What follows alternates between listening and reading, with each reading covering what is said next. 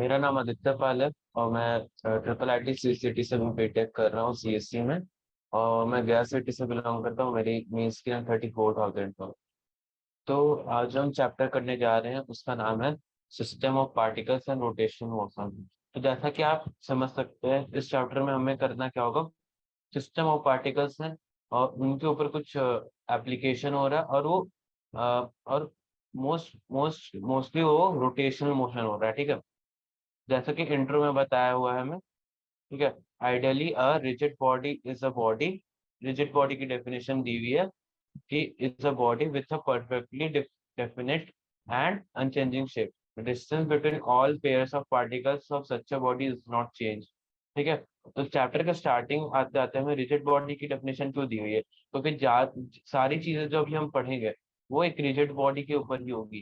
ठीक है, हमें रिजिड बॉडी के अलावा कोई और बॉडी नहीं मिलेगी, रियल बॉडी हमें नहीं मिलेगी। ठीक है, क्योंकि रियल बॉडी पे अगर फोर्स लगाए तो उस पर डिफॉर्मेशन होते हैं। ठीक है, एक रिजिड बॉडी पे कोई डिफॉर्मेशन नहीं हुई, वो आइडियल बॉडीज होती है। ठीक है, अब हमारे पास कौन कौन से तरह के मोशंस हो सकते हैं। या तो हमारा एक मोशन ऐसा हो सकता है कि मान लीजिए ये अपना बॉल है। ठीक है, एक मोशन हमारा ऐसा हो सकता है कि बॉल सीधे बस ऐसे इस लाइन में चले। ठीक है, दूसरा मोशन हमारा इस केस में ये हो सकता है कि ये बॉल अपने इस एक्सिस के फिक्स एक्सिस है इसका, मान लो ऐसा ये एक फिक्स एक्सिस गया हुआ है और इस पे रोटेट करे। और तीसरा मोशन ये हो सकता है कि ये बॉल है, तो ये बॉल है। ठीक है, और ये इधर भी जाए और ये इस साइड से रोटेशन भी करे। ठीक है, तो ये तीन तरीके के मोशन हम देख सकते हैं। ठीक है, इस चैप्टर में। सो बेसिकली हमें यहाँ पे सर्कुलर मोशंस और उसी टाइप के मोशन से हमें डील करना है, सर्कुलर और ट्रांजिशनल मोशन के मिक्स का। ठीक है, one of the most important chapters of physics in class 11th है ये, क्योंकि ये चैप्टर इस चैप्टर में ऐसा है कि कंसेप्ट काफी, मतलब ज्यादा कंसेप्ट नहीं है, बट कंसेप्ट काफी डीप है। और मीन्स अगर आपको उस पर ग्रास्प करना पड़ेगा चीजों को, मतलब डायग्रामेटिकली समझना पड़ेगा। अगर हमें कुछ पंखे के क्वेश्चन दिए हुए, मान लो ऐसे, तो हमें ये पंखा बना के देखना पड़ेगा कि पंखे के अंदर हो क्या रहा है चीज। ठीक है, तो जैसा कि हमें बताया गया है यहाँ पे, हमें डिफरेंट टाइप ऑफ मोशन का, ट्रांजिशनल मोशन, रोटेशनल मोशन और ट्रांजिशनल टू रोटेशन, उसको बोलते हैं हम लोग रोटेशनल। ठीक है, तो रोटेशनल मोशन हो गया ये। और ये जो हमारा ट्रांजिशनल टू रोटेशनल मोशन हो गया। ठीक है, वो एक थर्ड केस हो गया। तो कॉम्बिनेशन ट्रांजिशनल एंड रोटेशनल। ठीक है, तो ये हमारा थर्ड टाइप का मोशन हो गया। अब हमें यहाँ पे सेंटर ऑफ मास का रे बताएगा। सेंटर ऑफ मास कुछ नहीं होता। अगर हम कोई बड़ी सी बॉडी को रिप्रेजेंट कर रहे हैं, मान लो हम अभी के हमारी पढ़ाई में अगर हमारी ये कोई बड़ी सी बॉडी है, मान लो ये बॉडी है, तो हम ये मान के चलते हैं कि इसका जो पूरा बॉडी का मास है वो कहीं इसके एक सेंटर ऑफ मास में कॉन्सेंट्रेट होके आ गया है। ठीक है, इसके अलावा सेंटर ऑफ मास में का और कोई वैसा इम्प्लिसिट रोल नहीं है। ये हमारी स्टडी को आसान करती है। ठीक है, और मैं इस चीजों को अगर प्रैक्टिकली देखने का एक बहुत अच्छा तरीका है सेंटर ऑफ मास। ठीक है, सेंटर ऑफ मास के कारण ही काफी सारी चीजें काफी इजिली सॉल्व की जा सकती हैं। ठीक है, अब इस चैप्टर में आगे चल रहे हैं तो हमें काफी सारे फॉर्मूले दिए हुए हैं। और मैं इस अगर आपको अच्छे से देखना है, ये सारे फॉर्मूले हैं, ये सारे फॉर्मूले आप याद कर लीजिएगा। ठीक है, बहुत सारे क्वेश्चंस दिए हुए हैं, ये सब बना लीजिएगा, प्रैक्टिस करने के लिए बहुत अच्छी है। काफी अच्छे अच्छे क्वेश्चंस दिए हुए हैं इस बुक में। और one of the NCERTs rotational motion बनाने के लिए one of the best book है, क्योंकि इसके न्यूमेरिकल काफी हार्ड है। ठीक है, तो ये काफी अच्छी बात है एनसीईआरटी की, इसके न्यूमेरिकल फिजिक्स में काफी हार्ड होते हैं, काफी बेसिक्स, मतलब सब कुछ टच करके जाते हैं। ठीक है, सारे कंसेप्ट टच करते हैं। बट अभी के हिसाब से मेरे को लगता है सब कुछ क्वेश्चन हटा दिए गए। नहीं तो ये चैप्टर काफी हार्ड हुआ करता था स्टार्टिंग में, बट कुछ क्वेश्चन अभी पहले से हटा दिए गए।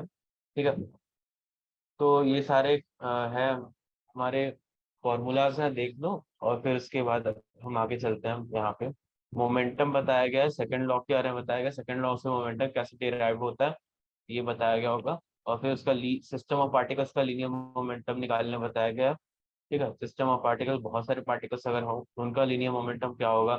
ठीक है, कैसे वो एक दूसरे को कट करके, अगर मीन्स एक बॉक्स में अगर बहुत सारे पार्टिकल है तो कैसे वो एक दूसरे को लीनियर मोमेंटम कट करके अपना बॉडी का टोटल मोमेंटम जीरो रखते हैं।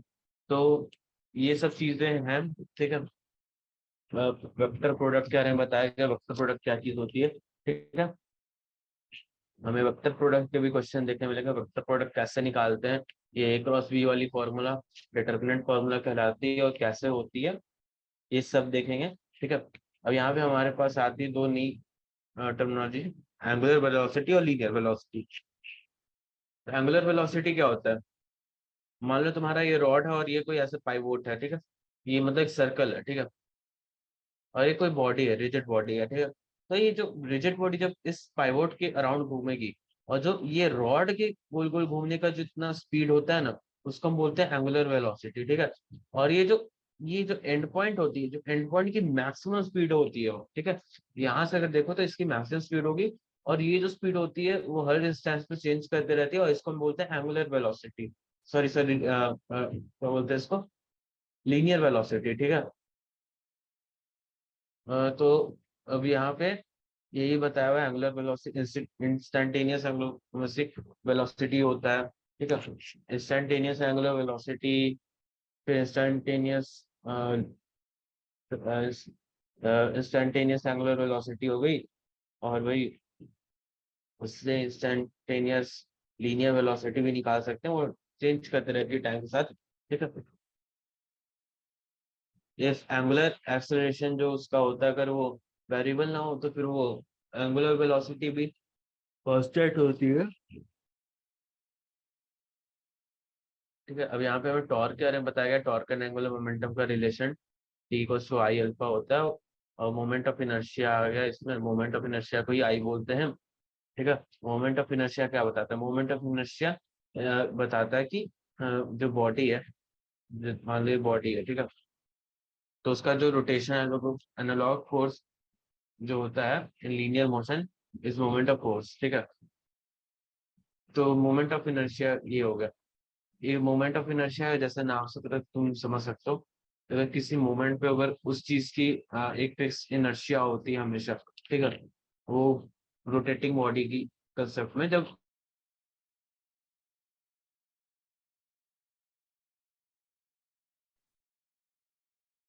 तो ये बहुत सारी चीजों के लिए फिक्स होती है मोमेंट ऑफ इनर्शिया, हमें निकालने भी सीख सकते हैं। ठीक है, हम आगे चलते हैं।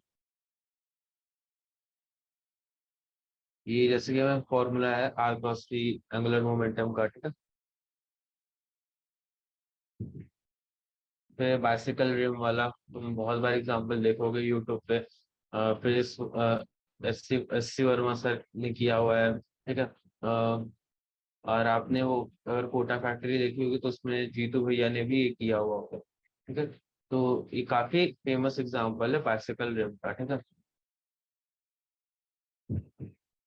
बहुत अच्छे से इसमें एस सी वर्मा सर ने बहुत अच्छे से करके बताया हुआ है, एक बार अगर हो सके तो आप लोग देख सकते हैं वहां पे। ठीक है, तो यहाँ पे हमें सारे फॉर्मूलाज दिए हुए हैं।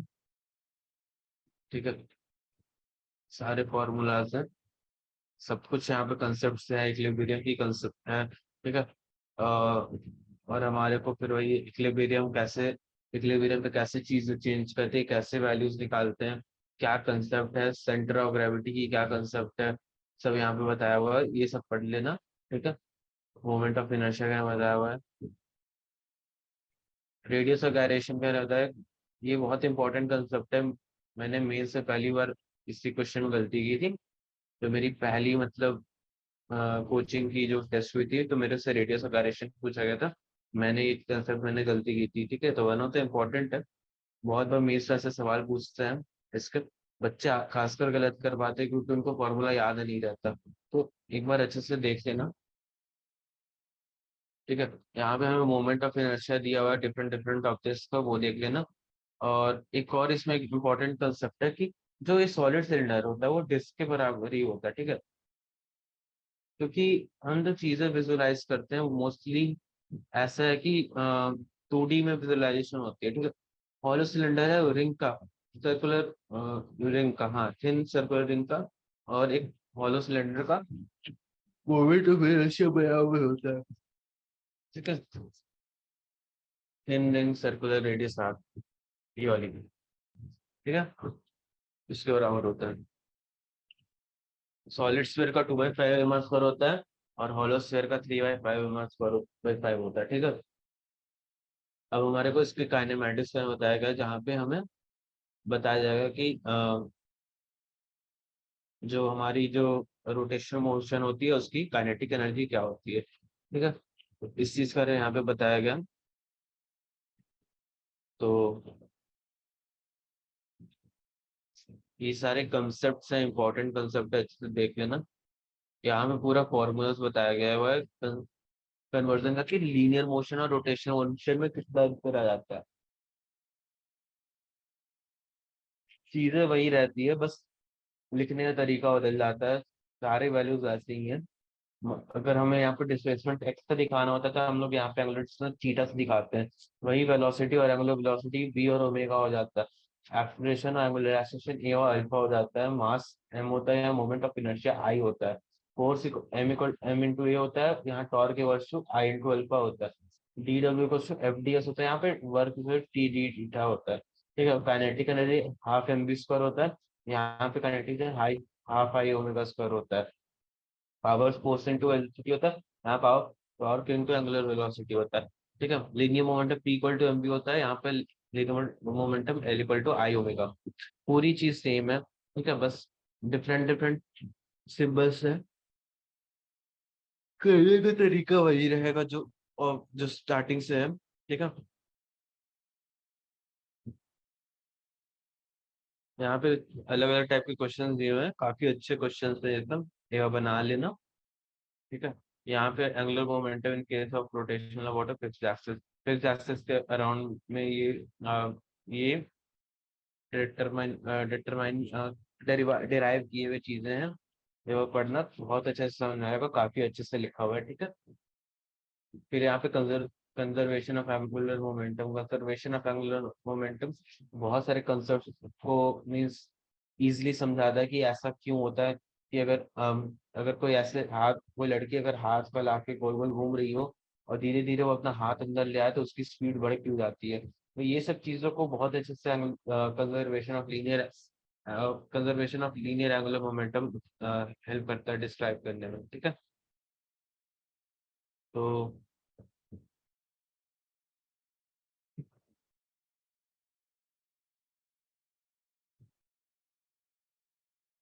यहाँ पे हमें और भी चीज दिए हुए हैं, तो एक बार देख लेना ये सब।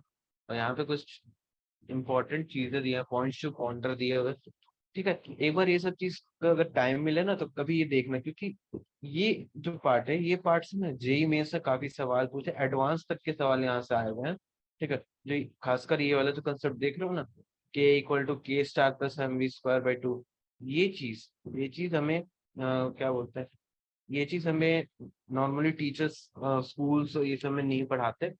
तो बहुत इम्पोर्टेंट है कि तुम ये सब चीजों को एक बार देख के कहीं से पढ़ो, कि बहुत ज्यादा इम्पोर्टेंट है कि अगर ये मेंस में आ सके, ठीक है।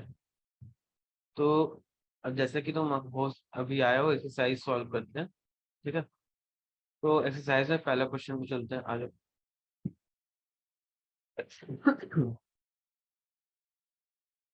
तो हमें पूछ रहा है यहाँ पे, give the location of centre of mass of a first sphere, second cylinder, third ring, and fourth cube, each of uniform mass density. Does the center of mass of a body necessarily lie inside the body? ये question पूछा हमसे कि ये चार shapes है, चार shape में चारों की सेंटर ऑफ मास बताओ।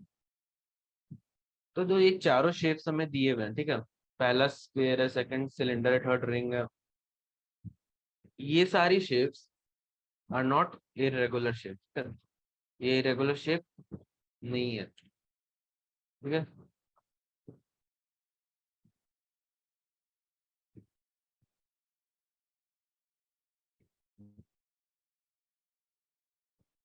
अपनी ये है इरेगुलर शेप,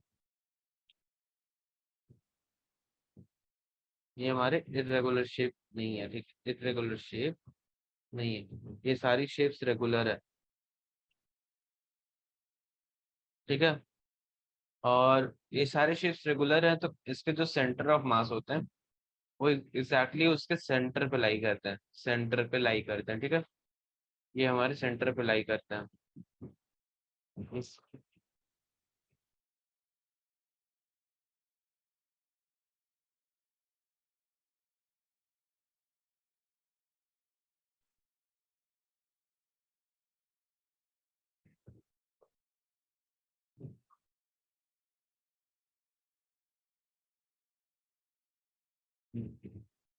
तो जो भी ये सारे रेगुलर शेप्स है उनके जो सेंटर ऑफ मास है वो हमेशा उनके मतलब ऐसा बोलो, तुम बोल सकते हो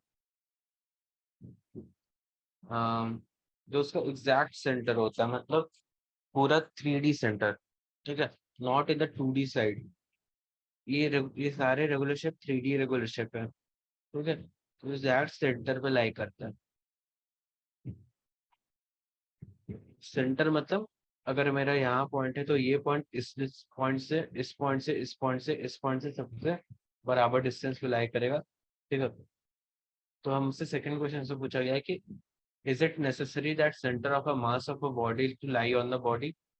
तो हमसे सेकंड क्वेश्चन पूछ रहा है, is it necessary that centre of mass body के अंदर लाई करे। तो जैसा कि आप जानते हैं कि सेंटर ऑफ मास जो होता है बॉडी के अंदर लाई करना जरूरी नहीं होता, ठीक है। मान लो अगर आपका कोई शेप ऐसा है, ठीक है, और इसका जो बॉडी का, ठीक है, तो हमसे पूछ रहा था यहाँ पे कि अगर कोई बॉडी का सेंटर ऑफ मास वो बॉडी के अंदर लाई करना जरूरी है क्यों, तो हमारे पास मान लो कोई ऐसा बॉडी है, ठीक है, ये हमारे पास कोई बॉडी है, तो मोस्ट प्रोबेबली इसका सेंटर ऑफ मास कुछ इस रीजन पे लाई करेगा, ठीक है, यहाँ पे लाई करेगा।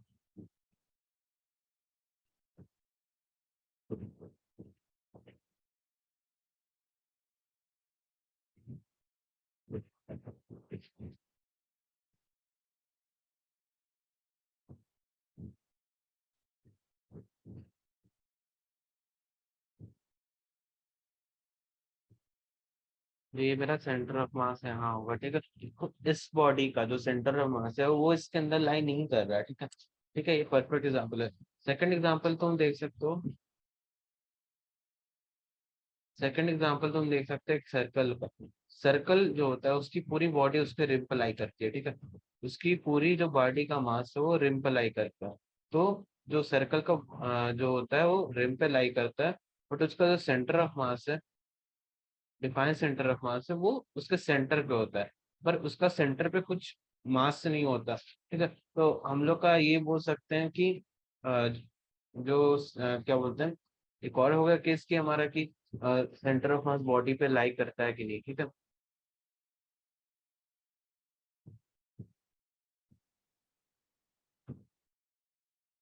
सेकंड क्वेश्चन पूछ रहा है कि एक HCl का मॉलिक्यूल है, यहाँ पे तुम देख सकते हो HCl का मॉलिक्यूल है, ठीक है, उन दोनों के न्यूक्लाई ऑफ टू एटम्स के बीच का डिस्टेंस दिया हुआ है, ठीक है, टोटल डिस्टेंस है दोनों के बीच में, ठीक है। Find the approximate location of centre of mass of the molecule given that the chlorine is about 35.5 tons as massive as hydrogen atom and nearly all mass of an atom is concentrated at its nucleus, ठीक है। तो जैसा कि तुम देख सकते हो diagram से अच्छे से रिप्रेजेंट किया है मैंने, ये हाइड्रोजन का एक मॉलिक्यूल है और क्लोरीन का एक मॉलिक्यूल है।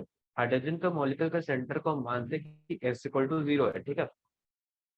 यहाँ से 1.27 एक्स फ्रॉम पे क्लोरीन एटम है उसके मॉलिक्यूल का सेंटर पड़ा हुआ है, ठीक है, क्लोरीन एटम के मॉलिक्यूल का सेंटर पड़ा हुआ है। और हमारा x=x डिस्टेंस पे सेंटर ऑफ मास हमने ऐसे ही मान लिया, ठीक है, कि वो सेंटर ऑफ मास हमारा x=x पे होगा, ठीक है। तो हमारे पास क्या क्या इस सिचुएशन में गिवन है, x1 की वैल्यू हमें दी हुई है, x2 की वैल्यू हमें दी हुई है, ठीक है।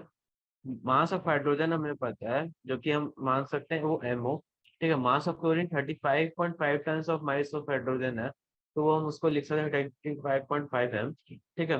और जैसा कि हम जानते हैं एक्ससीएम का फॉर्मूला क्या होता है कि एक्ससीएम का फॉर्मूला होता है mass of hydrogen into x1 plus mass of chlorine into x2 by mass of hydrogen plus mass of chlorine, ठीक है। तो सारी वैल्यू जब हम पुट करके देखते हैं तो हमारा जो वैल्यू आता है एट दी एंड, तो वो हमारी वैल्यू आती है 355 इंटू 127 10⁻⁻⁻³ इंटू, ठीक है।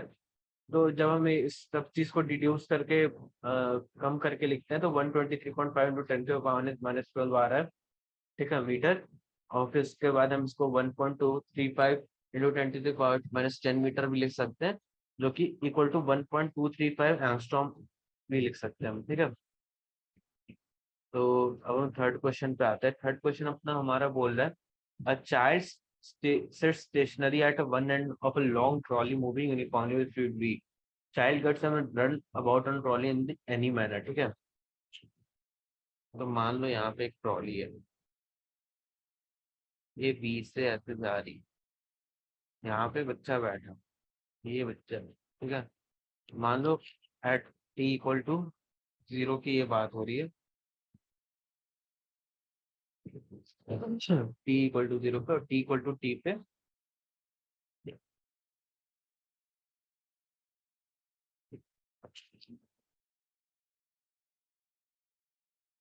t पे ये ट्रॉली में बच्चा रैंडम तरीके से भागना शुरू करता है, ठीक है। मान लो वी के वेलोसिटी से भागने लगता है, ठीक है। तो हमारा पूछ रहा है यहाँ पे कि जो what is the speed of centre of mass of the trolley plus child, ठीक है। तो जैसा है कि अगर बच्चा कैसे भी भाग रहा हो, ठीक है, तो जो अपना centre of mass of trolley है वो उसकी स्पीड क्या होगी, ठीक है। तो अगर हमारे को तुम ऐसे देखो कि यहाँ पे तब चाइल्ड जैसे लिखा, child get ups and run on a trolley, the speed of centre of actual of the trolley and the child remain unchange irrespective of manner of motion of child. क्यों? क्योंकि here child and trolley constitute one single system and forces involved are purely internal forces. जब हम ये बच्चा भाग रहा है तो ये कोई फोर्स लगा के भाग रहा होगा, ठीक है। इसके यहाँ से आगे से कुछ फोर्स लग रहा होगा, ठीक है। और ट्रॉली ट्रॉली को इधर कुछ फोर्स लग रहा होगा, ठीक है। मतलब बच्चा ऐसे पीछे फोर्स कर रहा है, ट्रॉली को इधर फोर्स लग रहा है। तो ये जो दोनों फोर्सेस है, अगर हम इसको एक फोर्स सिस्टम की तरह ले रहे हैं, ठीक है, तो ये दोनों दो फोर्सेस है, एक्शन रिएक्शन पेयर होके एक दूसरे को कट आउट कर लेंगे, ठीक है।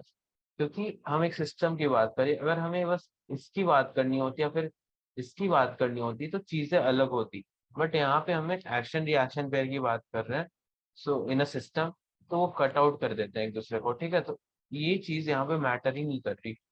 तो जो अपनी जो सेंटर ऑफ मास की जो वेलोसिटी है, मान लो स्टार्टिंग से वो वी है, ठीक है। वो सेंटर ऑफ मास की वेलोसिटी जो वी सी एम अगर में हमारी वी है,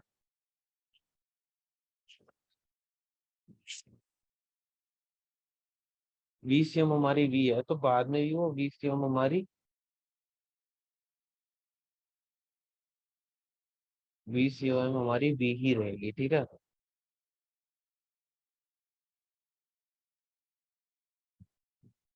ये हमारी वी ही रहेगी, ठीक है।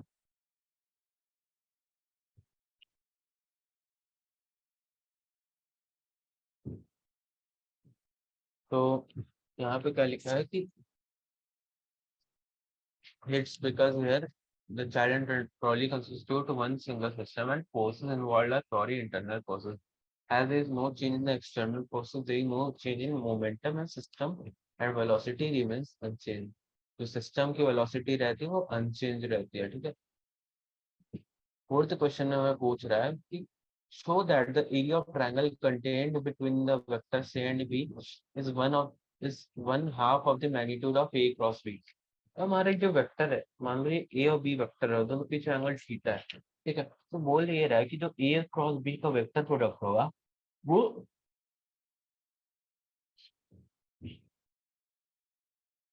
जो वेक्टर जो ये क्या बोलते हैं, जो ए क्रॉस बी का वेक्टर प्रोडक्ट होगा वो एक्चुअली में डबल होगा इस ट्रायंगल के एरिया का। ठीक है।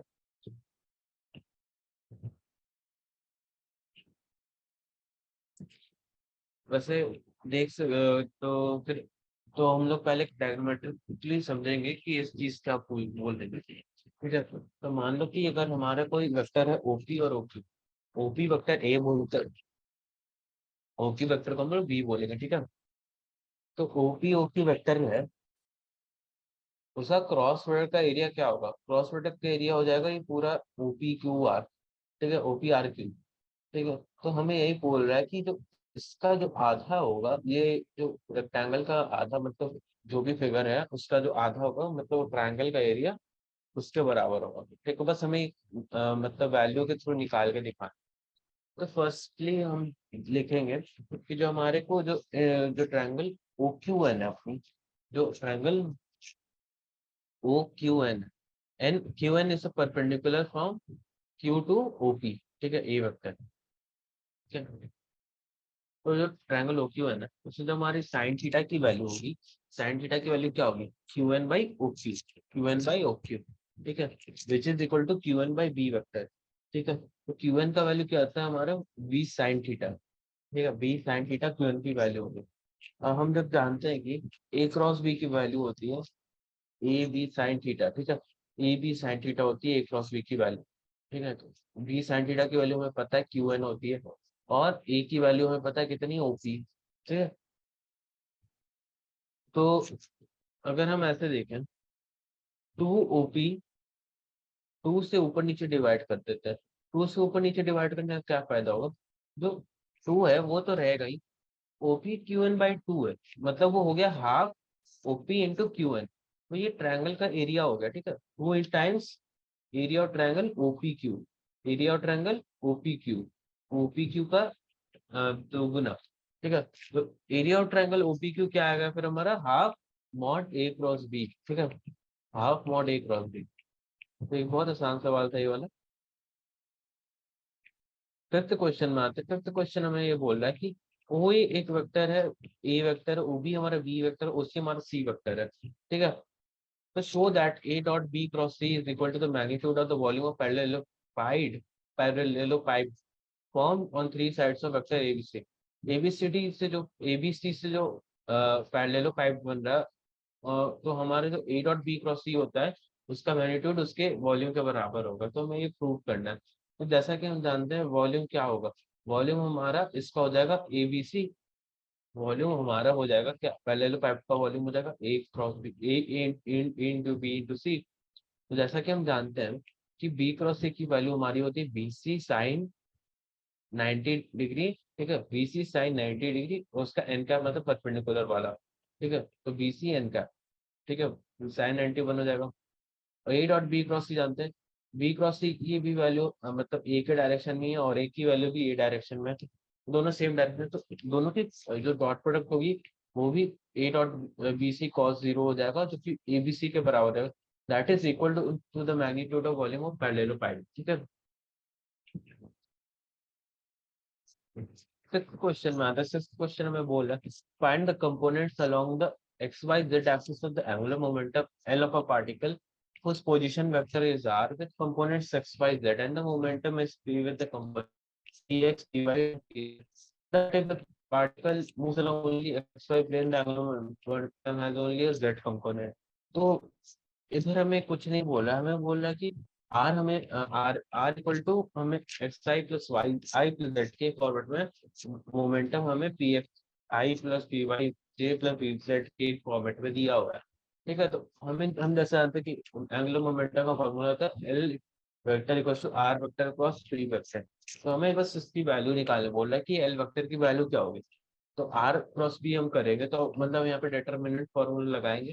डिटरमिनेंट फॉर्मूला लगाएंगे तो हमारी जो वैल्यू यहाँ पे आएगी वो आ जाएगी I P Z minus I P Z into Y minus P Y into Z minus J X P Z minus P X Z plus X P Y minus Y P Y K. ठीक है, ठीक है। तो हमारा x component आ गया, Y component आ गया, Z component आ गया। हमें बोला कि particle moves only in X Y plane. तो अगर particle only moves in X Y plane है, तो जो भी जेड का कंपोनेंट है और पीजेड का कंपोनेंट है वो दोनों जीरो हो जाएगा। तो जो हमारा वैल्यू इधर आएगा तो वो आएगा L vector equal to X T Y minus Y P Z. ठीक है, तो मोशन हमारा हो रहा है एक्स वाई प्लेन में, पर एंगुलर मोमेंटम हमारा चलेगा जेड प्लेन में। ठीक है, तो एंगुलर मोमेंटम हमारा जेड प्लेन में चलेगा, तो हमारा यहाँ पे भी ये भी सही हो गया कि so that if particle moves only in xy plane then the angular momentum is only as that component। ठीक है, ये भी हो गया। अब हमें बोला कि two particles each of mass m and speed v travel in opposite direction along the parallel line separated by distance g, show that the angular momentum between the two vectors of the particle system is same whatever be the point about which the angular momentum is taken। तो हमें ये बोल रहा है कि अगर हमारा दो, मान लो ये दो ऐसे,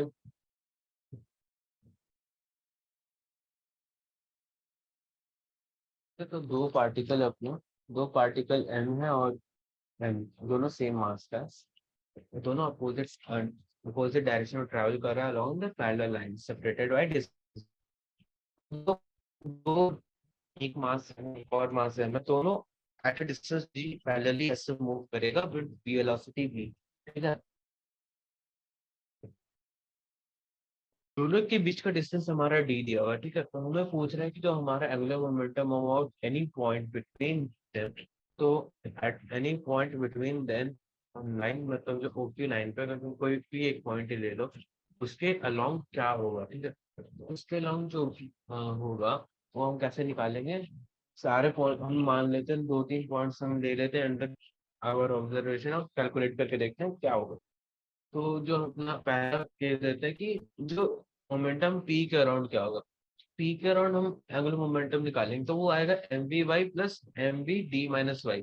यहाँ पे हमारा वेलोसिटी निगेटिव क्यों नहीं हुआ, क्यों, क्योंकि अगर तुम एंगुलर मोमेंटम के रूप में देखोगे तो they are moving in the same same angle same rotation side. Like तुम ऐसे ऐसे करके देखो, they are moving on the same rotation side. तो वो दोनों का पॉजिटिव है। तो एलपी की वैल्यू हमारा आएगा एम वी वाई, मतलब एम वी वाई। ठीक है, M M V Y, sorry, M velocity V और डिस्टेंस वाई, तो ये पहला का होगा।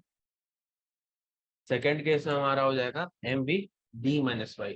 ठीक है, तो हमारे को जब हम इसको कैलकुलेट करेंगे तो एम वी वाई दोनों एक दूसरे को कट आउट कर लेंगे और हमारा फिर एम डी वी बचेगा।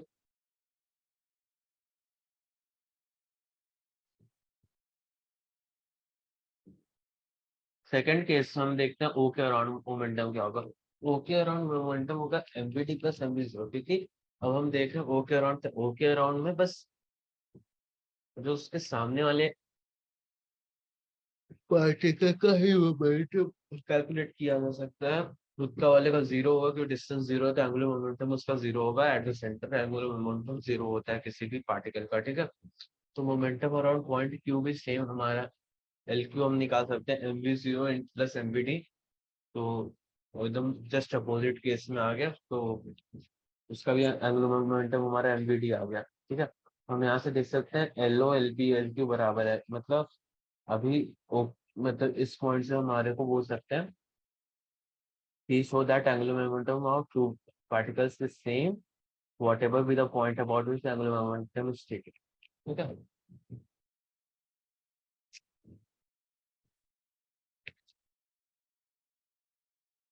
a non-uniform eighth क्वेश्चन में आता है non-uniform bar of weight W is suspended at rest by two strings of negligible weight as shown in figure 6.36। ठीक है, फिगर में दिया हुआ है angle made by two strings of vertical are 36.9 degree 43.1 degree. The bar is 2 meter long. Calculate the distance g or the center of gravity of on the left। अगर तुम्हें जब भी ऐसे एंगल दिए हो तो उसकी वैल्यूज दी रहेगी, इससे चिंता मत करो, बस तुमको कैलकुलेशन अच्छे से करना आना चाहिए। थीटा वन की वैल्यू थीटा टू की वैल्यू हमने रेस्पेक्टिवली लिख ली है। हमने यहाँ पे फोर्स की एनालिसिस की है, जो जो तरह के फोर्स यहाँ पे लग रहे हैं हमने यहाँ पे लिख के उसको मार्कअप कर लिया है। तो जैसे कि जानते हैं कि हम रॉड इक्विलिब्रियम है, तो जो हमारे लेफ्ट के फोर्स होंगे और राइट के फोर्सेस होंगे वो बराबर होंगे। तो हम यहाँ पे लेफ्ट का फोर्स राइट के फोर्स बराबर करेंगे तो T1 T2 की हमारी रेशियो यहाँ से आ जाएगी। पहले तो हमारी T1 sin θ 1 = T2 sin θ 2 होगी, तो यहाँ से हम T1/T2 को 2 sin θ 2/sin θ 1 लिख सकते हैं, जिसकी वैल्यू हम कैलकुलेट करके ला सकते हैं 0.7404/0.5477 = 1.3523। ठीक है। सेकेंडली यहाँ पे रोटेशनल इक्विलिब्रियम भी at point means centre of mass के अराउंड पे। ठीक है। तो सेंटर ऑफ मास के अराउंड पे अगर है तो हम वहां से लिख सकते हैं T1 cos θ1 × D, T1 cos θ1 × D plus equal to क्या होगा T2 cos θ2 × D। दोनों एक दूसरे के विपरीत है और एक दूसरे को कट आउट कर देंगे। ठीक है। तो हम यहाँ से इसकी वैल्यू निकालेंगे। ठीक है। तो हमारे पास रहेगा T1/T2, इसकी वैल्यू ऊपर निकाल दी थी, और cos θ1/cos θ2 की वैल्यू हम निकाल सकते हैं यहाँ से। तो जब हम पूरी तरह से इक्वेट करेंगे तो हमारे पास इसकी आंसर आएगी D = 0.745 मीटर। हमें यही पूछा गया था कि calculate the distance D between the centre of gravity of the bar from its left hand. ठीक है। नाइन्थ क्वेश्चन में आते हैं। नाइन्थ क्वेश्चन में बोल रहा है कि एक कार है जो 1800 किलोस का वेट करता है, तो distance between its front and back axle दिया और 8 मीटर है, और centre of gravity is 1.5 metre behind the front axle. Determine the force exerted by the level of the ground on which each wheel and each back wheel। तो जैसे कि जानते हैं अगर कोई कार अगर हमारी खड़ी है तो वो एक्चुअली कार हमारी इक्विलिब्रियम में खड़ी है। ठीक है। तो जो भी अपना नॉर्मल फोर्स होगा जो अर्थ लगा रहा है वो कार के व्हील्स के ऊपर, वो मान लो हमारा F1 और F2 है। ठीक है।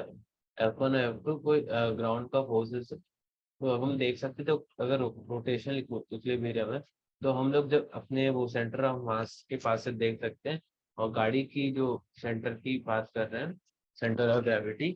ठीक है। उससे हम डिस्टेंस कैलकुलेट करके लिख सकते हैं।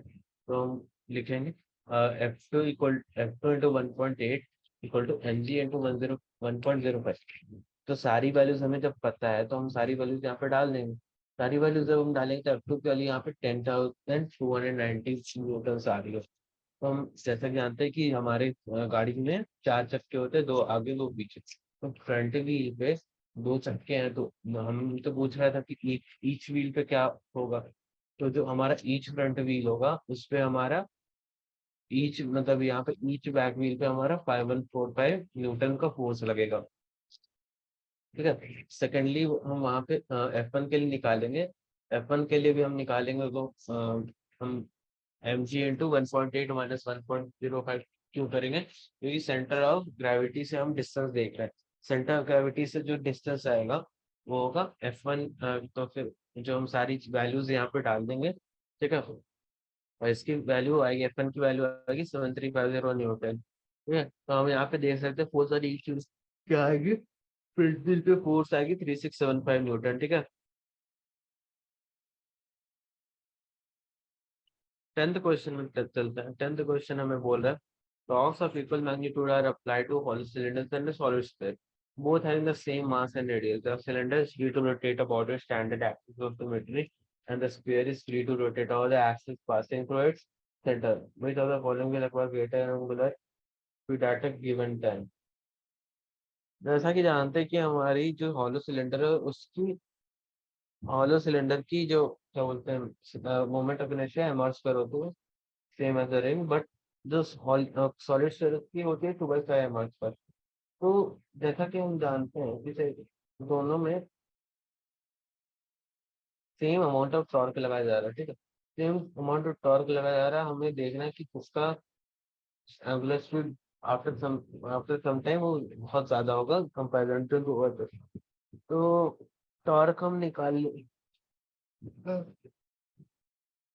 और इस फॉर्मूले से हम लोग टॉर्क मतलब आई अल्फा से हम डाल के देखेंगे, सारी वैल्यूज हमें पता है तो हम डाल के देखेंगे। तो हमें जब पता चलता है कि जो जो स्फेयर का है वो जो स्फीयर का एंगुलर एक्सेलरेशन है वो 2/5 टाइम्स ज्यादा है एंगुलर एक्सेलरेशन ऑफ सिलेंडर। तो एंगुलर एक्सेलरेशन ऑफ सिलेंडर कम है, तो आफ्टर सम टाइम अगर हम कैलकुलेट करें तो हमें ये पता है कि एंगुलर स्पीड जो होगी वो स्फीयर की ज्यादा होगी इन कंपैरिजन टू सिलेंडर। ठीक है।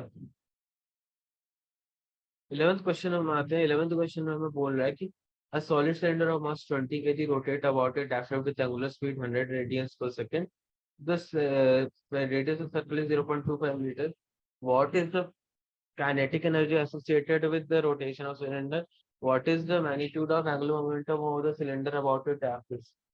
तो जैसा कि क्वेश्चन में क्या क्या चीज दिया है, मास हमें 20 के दिया हुआ है, ओमेगा की वैल्यू हमें 200 रेडियस पर सेकंड दी है, रेडियस की वैल्यू हमें 0.25 मीटर दी हुई है।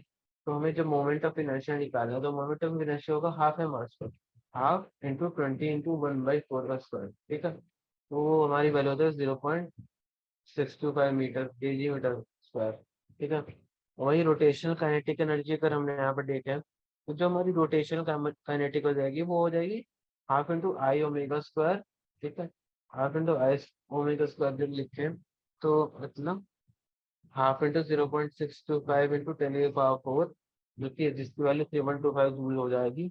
और वही एंगुलर मोमेंटम होता है I equal to L equal to J I omega. I omega की वैल्यू क्या होगी 0.65 इंटू 100 मीन्स 62.5 जूल पर सेकंड, जूल सेकंड। तो क्वेश्चन नंबर 12 में आता है। ट्वेल्थ में दो पार्ट के क्वेश्चन है।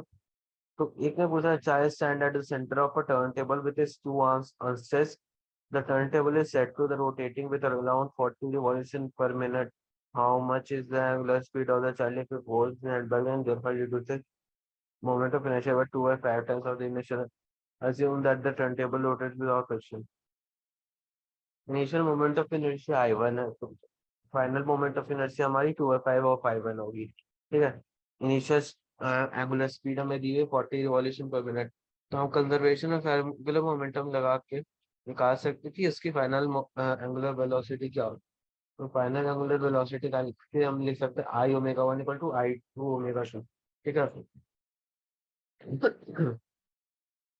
तो जैसा जैसा हमें वैल्यूज पता है तो हम सारे वैल्यूज यहाँ पर डालेंगे। ओमेगा को 2/2 पाई वी मतलब एंगुलर नहीं, हम यहाँ पे 2 पाई वी आई लिख देंगे। तो वी हमारी होती है टर्मिनल वेलोसिटी होती, टर्मिनल नहीं, वी हमारी वेलोसिटी होती है, टर्मिनल वेलोसिटी होती है। और सारी वैल्यू तो यहाँ पे डालेंगे हमें जितने भी पता है। तो हमारी जो फाइनल टर्मिनल वेलोसिटी आएगी वो 100 रिवॉल्यूशन पर मिनट आएगी। ठीक है। तो यहाँ पे भी हम जो हमें दूसरी चीज पूछी है क्वेश्चन में, पहले में तो मैं ये पूछी थी कि कितने स्पीड बढ़ जाएगी। ठीक है। तो हमारी 60 स्पीड बढ़ी है, पहले से 100 हो गई है, 100 रिवॉल्यूशन पर minute. uh, show that the child new kinetic energy is more than the initial kinetic, and how do you account this increase in kinetic energy? ठीक है। तो जो फाइनल काइनेटिक एनर्जी होगी वो हमारी हो जाएगी half I F into omega F का whole square into half I I I into omega I का होल स्क्वायर। सारी वैल्यूज हम यहाँ पे वापस पुट करेंगे तो हमारी इसकी वैल्यू 2.5 आ रही है। ठीक है। तो final kinetic energy, initial kinetic energy. ठीक है। हमसे पूछा how do you account for this increase in kinetic energy. Increase in kinetic energy इसलिए हो रहा है कि जो हमारा मोमेंट ऑफ इनर्शिया पहले से घट रहा है, तो घट रहा है तो मतलब क्या, अगर हमारे को, अगर तुम ऐसे समझो कि अगर हमारा कोई मास है, मास कोई एक्सेलरेशन कर रहा है, उसे कांस्टेंट को फोर्स लगी हुई है। ठीक है। तो अगर हम उसको मास घटाएंगे तो एक्सेलरेशन बढ़ते जाएगा। ठीक है। इसी टाइप की फेनोमिनन है। 13 क्वेश्चन में पूछ रहा है rod of negligible masses would around a hollow cylinder and of mass 3 kg and 40 centimeter. What is the angular acceleration if roll is pulled out with a force of 30 Newton? What is the linear acceleration of the rope? Assume that there is no slippage. तो यहाँ पे slipping condition नहीं हो रही। तो हमारे को पता है mass of hollow cylinder 3 kg है, रेडियस उसकी 0.4 मीटर है, moment of inertia of hollow cylinder हमें पता है मास पर होता है। हमें मास तो मोमेंट ऑफ इनर्शिया हम निकालेंगे अपने हॉलो सिलेंडर पर जो कि होगा 0.48 kg मीटर स्क्वायर। और हमें फोर्स हमें पता है टॉर्क, तो हम यहाँ से हम टॉर्क निकालेंगे। टॉर्क हमारा होता है फोर्स इंटू रेडियस। ठीक है। तो टॉर्क हम निकालेंगे तो वो आएगा 12 न्यूटन मीटर। ठीक है। हम ये भी जानते हैं टॉर्क की वैल्यू होती है आई इंटू अल्फा। आई हमने ऊपर निकाला हुआ था, तो यहाँ से हम अल्फा की वैल्यू निकाल देंगे, which is equal to 25 radians per square. ठीक है, और जो लीनियर एक्सेशन होती है, तो लीनियर एक्सेशन का, अच्छा ऊपर टर्मिनल वेलोसिटी नहीं होगी, लीनियर वेलोसिटी होगी। ठीक है, तो लीनियर एक्सेशन क्या होता है, लीनियर एक्सेशन होता है आर अल्फा। आर अल्फा की वैल्यू क्या हो जाएगी, मतलब 0.4 इंटू अल्फा। ठीक है, अल्फा की वैल्यू होगी 25, तो वो हमारी हो जाएगी 10 मीटर पर सेकंड।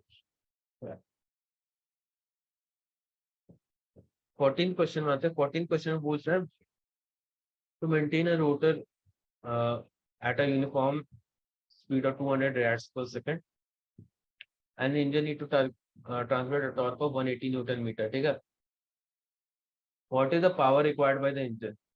यूनिफॉर्म, यहाँ पे एक नोट दिया है, uniform angular velocity is the excess of friction implies zero torque. In practice, applied torque is needed to counter frictional torque. Assume that engine is 100% efficient. जब हमें यहाँ पे कुछ कंडीशंस नहीं दी गई है, बोला गया कि फ्रिक्शन लेस है, तो हम यहाँ पे सीधे जानते हैं कि पावर होता है टॉर्क इनटू एंगुलर वेलोसिटी। मतलब पावर जैसे फोर्स इनटू वेलोसिटी होता था, यहाँ पे टॉर्क इनटू एंगुलर वेलोसिटी होगा। एंगुलर वेलोसिटी और टॉर्क हमें दोनों दी हुई है यहाँ पे, तो हम इजिली यहाँ पे पावर निकाल सकते हैं, जो कि हो गए हमारी 180 टू 200 इक्वल टू 36,000 वॉट। ठीक है, जिसको हम लिखते हैं 36 किलोवाट। हमारी ये क्वेश्चन की आंसर होगी। ठीक है, 15th क्वेश्चन पे आते हैं। 15th क्वेश्चन में कि हमें रेडियस आर का एक सर्कल है। ठीक है, सर्कल सर्कुलर डिस्क का, और डिस्क में से हमने r/2 का एक सर्कुलर डिस्क काट के निकाल लिया। ठीक है, from the distance R R R of the centre. ठीक है, तो हमें पूछा है locate the centre of the gravity of resulting flat body. तो जैसा कि हम जानते हैं कि यहाँ पे कटिंग ऑफ मास वाला कंडीशन है, ये कटिंग ऑफ मास की कंडीशन है, कटिंग ऑफ मास। ठीक है, तो ये वो कंडीशन है। तो हम यहाँ पे जैसा कि जानते हैं कि अगर हम 4 पाई r² इंटू सिग्मा, अगर हमारा एम मास होता है, तो हम बोल सकते हैं कि हमारा 1 मास होगा 4 पाई r² बाई सिग्मा। ठीक है, पर हमें निकालने यहाँ पे क्या है, 4 पाई r/2 का होल स्क्वायर सिग्मा। ठीक है, तो उसका वैल्यू हमारी हो जाएगी m/4 के बराबर। अब जैसा कि जानते हैं एक्सियो का फॉर्मूला होता है, तो हम मानते हैं सेंटर x = 0 से स्टार्ट करेंगे। ठीक है, तो फिर उसके आगे जाते ही जो जो डिस्टेंस हमने मतलब उसका हमने जो मास हटाई है उसको माइनस कंस्टिट्यूट करेंगे। ठीक है, तो माइनस माइनस सब जगह यहाँ पे कट कट के जो होगा हमारा -r/6 आएगा। जो कि इसका ये मतलब है कि जो एक्सियम है वो सेंटर से r/6 लेफ्ट में लाई कर रहा है। ठीक है, और 16th क्वेश्चन नंबर पे आ रहा है। 16th क्वेश्चन हमारा में बोल रहा है metre 6 is the balance of knife edge at its center when 2 points each of mass 5 gram are put on each other at on top of each other at the 12 centimeter mark. Stick is found to be balanced at 45 centimeter. ठीक है, what is the mass of the meter stick। तो ऐसा कि जानते हैं कि हम लोग की एक हम डायग्राम बना देंगे, 45 सेंटीमीटर पे बैलेंस हो रहा है, और ऊपर से जो क्या बोलते हैं, जो दो डिस्टेंस पे हमने कुछ वेट रखा है।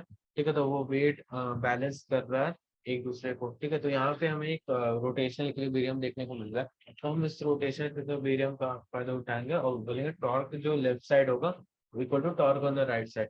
ठीक है, तो टॉर्क लेफ्ट साइड में होगा equal to torque on the right side. ठीक है, तो हम सारी वैल्यूज को लिख सकेंगे ऐसे, 10 into g into 45 minus 12 means 33 centimeter equal to mg 50 minus 45। 50 क्यों, 50 इज मीटर स्केल का हाफ 50 होता है, -45 वहां पे सेंटर ऑफ ग्रेविटी होगी। तो यहाँ से हम स्टिक का मास हम इजिली निकाल सकते हैं कि वो डबल होगा इंटू डिस्टेंस का। ठीक है, इक्वल टू 66 का। ठीक है, ये बहुत इजी क्वेश्चन है, बस यहाँ पे इजिली हमें बस फॉर्मूलास पुट करना है, सारा आंसर वैसे ही आना होगा। ठीक है, 13 क्वेश्चन ये सबसे मतलब बड़ा क्वेश्चन होगा इस एक्सरसाइज को। तो इसमें दो ऑक्सीजन मॉलिक्यूल है, जो ऑक्सीजन जैसा जानते हो कि दो होता है O2। ठीक है, तो ये मतलब O का इधर आधा होगा, ये O का इधर आधा होगा, O होगा इसके साइड में। ठीक है, और ऑक्सीजन मॉलिक्यूल का मास दिया हुआ है, मोमेंट ऑफ इनर्शिया उसका दिया हुआ है एक्सिस पे अराउंड। ठीक है, तो हमें बोल रहा है कि ऐसे मान लो बहुत सारे गैस हैं। इसका मीन स्पीड हमारे को दिया है 500 मीटर पर सेकेंड। तो हमें पूछा है इसका काइनेटिक एनर्जी। इसका जो रोटेशनल काइनेटिक एनर्जी होता है वो 2/3 होता है इसके ट्रांजिशनल काइनेटिक एनर्जी से। ठीक है, तो हमसे पूछा है average angular velocity of molecule इन। जैसा कि हम जानते हैं कि हमें हमारा एक मॉलिक्यूल इधर होगा, वो दूसरा मॉलिक्यूल इधर होगा। तो यहाँ पे लिख सकते हैं मास, इनर्शिया और वेलोसिटी, जो तीनों चीज गिवन है। ठीक है, तो हम आई ऑफ ऑक्सीजन एटम क्या लिखेंगे, M R square by two, क्योंकि एम बाई टू है। ठीक है, नथिंग एल्स। ठीक है, एम आर स्क्वायर होता है वैसे। तो ये आई की वैल्यू हमारी हो जाएगी एम आर स्क्वायर। ठीक है, और जो रूट आर होगा, R equal to root I by M हो जाएगा। R equal to root M I by M हो जाएगा। क्यों? जो यहाँ एम आ रहा है हमारे को, हम उसको नीचे भेजेंगे, आर को अंडर रूट में डाल देंगे, तो आर स्क्वायर से आर हो जाएगा और उधर वाले साइड आई बाई एम हो जाएगा। तो हम इसकी जब वैल्यू कैलकुलेट करते हैं तो उसकी वैल्यू आती है 0.6 × 10⁻⁻⁻⁻⁻। ठीक है, तो सेकेंडली हमारे पास आया kinetic energy of rotation equal to kinetic energy of translation. ठीक है, यहाँ तक हमने कंप्लीट कर लिया। मेन क्वेश्चन यहाँ पे है, तो यहाँ पे हम जैसे लिख सकते हैं, तो half I omega square equal to 2/3 into half M B square. तो हम सारी वैल्यूज यहाँ पे ऑर्डरली पुट कर लेंगे। ठीक है, तो जब पुट करते हैं तो हमारे को ओमेगा की वैल्यू आती है √2/3 इंटू वी बाई आर। तो √2/3 इंटू वी बाई आर की वैल्यू हम डालेंगे तो 6.7 इंटू 10⁻12 रैट्स आ रहा है। ठीक है, तो ये हमारी एंगुलर एवरेज एंगुलर वेलोसिटी हो गई। Average angular velocity.